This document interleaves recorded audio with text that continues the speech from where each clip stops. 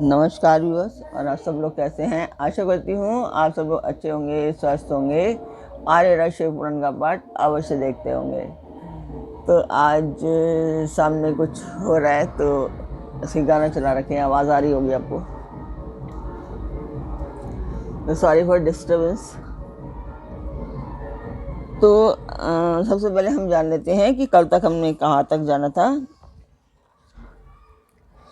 कल तक था कि ज्योतिर्लिंग के रूप में भगवान शिव स्थित हो गए थे घुश्मेश्वर नाम से। तो उनकी घुश्मेश नाम से प्रसिद्धि हुई और सरोवर का नाम शिवालय हो गया। तो कल तक यहाँ तक था। अभी हम उसके आगे चलेंगे। तो आप सबको पता है कि मैं ये पाठ जो कर रही हूँ ये एक शिव काज है, मंदिर के लिए है। और जिस मंदिर का मैं वर्णन करती हूँ उस मंदिर की मैं वीडियो डाल रही हूँ, आप लोग देखें और मुझे बताएं कि आपको पाठ कैसा लग रहा है, आपको शिव पुराण कैसी लगती है और आपको दूसरे शास्त्रों का ज्ञान है या नहीं, आपको कैसे लगते हैं।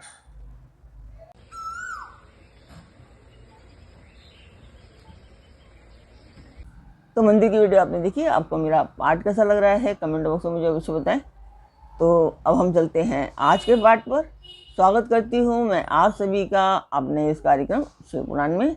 शिव पुराण की कोटि रुद्र संहिता चल रही है।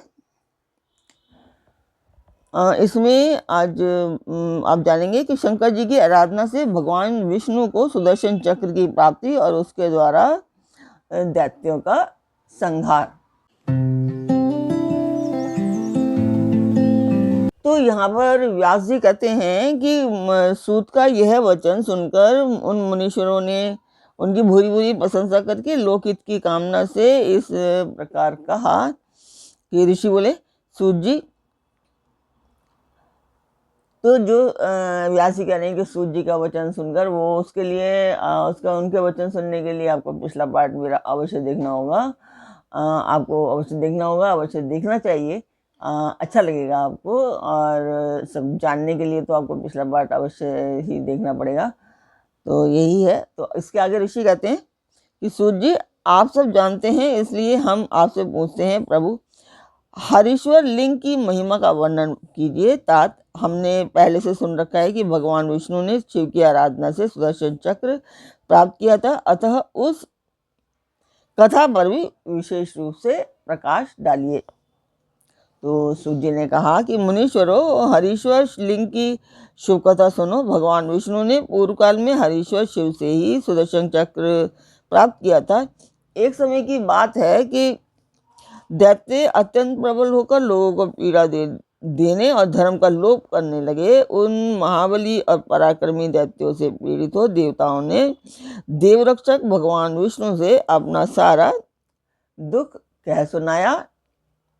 तब श्रीहरि कैलाश में जाकर भगवान शिव की विधि पूर्वक आराधना करने लगे। वे 1000 नामों से शिव की स्तुति करते तथा प्रत्येक नाम पर एक कमल चढ़ाते थे। तब भगवान शंकर ने विष्णु के भक्ति भाव की परीक्षा करने के लिए उनके लाए हुए 1000 कमलों में से एक को छिपा दिया। शिव की माया के कारण घटित हुई उस अद्भुत घटना का भगवान विष्णु को पता नहीं चला। उन्होंने एक फूल कम जानकर उसकी खोज आरंभ की। दृढ़तापूर्वक उत्तम व्रत का पालन करने वाले श्रीहरि ने भगवान शिव की प्रसन्नता के लिए उस एक फूल की प्राप्ति के उद्देश्य से सारा पृथ्वी पर उन्होंने भ्रमण किया, परंतु कहीं भी उन्हें वह फूल नहीं मिला। तब विशुद्ध चेता विष्णु ने एक फूल की पूर्ति के लिए अपने कमल सदृश एक नेत्र को ही निकालकर चढ़ा दिया। यह देख सबको मन दुख दूर करने वाले भगवान शंकर बड़े प्रसन्न हुए और वहीं उनके सामने प्रकट होकर वे श्रीहरि से बोले कि हरे, मैं तुम पर प्रसन्न हूँ, तुम इच्छा अनुसार वर मांगो, मैं तुम्हें मनोवांछित वस्तु दूंगा, तुम्हारे लिए मुझे कुछ भी अदेय नहीं है। विष्णु बोले, नाथ, आपके सामने मुझे क्या कहना है, आप अंतर्यामी हैं अतः सब कुछ जानते हैं, तथापि आपके आदेश का गौरव रखने के लिए मैं कहता हूँ, दैत्यों ने सारे जगत को पीड़ित कर रखा है। सदाशिव, हम लोगों को दुख सुख नहीं मिलता। स्वामिन, मेरा अपना अस्त्र शस्त्र दैत्यों के वध में काम नहीं देता परमेश्वर, इसलिए मैं आपकी शरण में आया हूँ। सूर्य जी कहते हैं कि श्री विष्णु का ये वचन सुनकर देवादिदेव महादेव ने तेजो राशिमय अपना सुदर्शन चक्र उन्हें दे दिया। उसको पाकर भगवान विष्णु ने उन समस्त प्रबल दैत्यों का उस चक्र के द्वारा बिना परिश्रम के ही संहार कर डाला। इससे सारा जगत स्वस्थ हो गया, देवताओं को भी सुख मिला और अपने लिए उस आयुध को पाकर भगवान विष्णु भी अत्यंत प्रसन्न एवं परम सुखी हो गए। तो ऋषियों ने पूछा कि शिव के वे सहस्त्र नाम कौन कौन से हैं, बताइए, जिनसे संतुष्ट होकर महेश्वर ने श्रीहरि को चक्र प्रदान किया था। उन नामों के महात्म्य का भी वर्णन कीजिए। श्री विष्णु के ऊपर शंकर जी की जैसी कृपा हुई थी उसका यथार्थ रूप से प्रतिपादन कीजिए। शुद्ध अंतःकरण वाले उन मुनियों की वैसी बात सुनकर सूत ने शिव के चरणारविंदों का चिंतन करके इस प्रकार कहना उन्होंने आरंभ किया। वो हम अगले पाठ में जानेंगे कि क्या कहना आरंभ किया।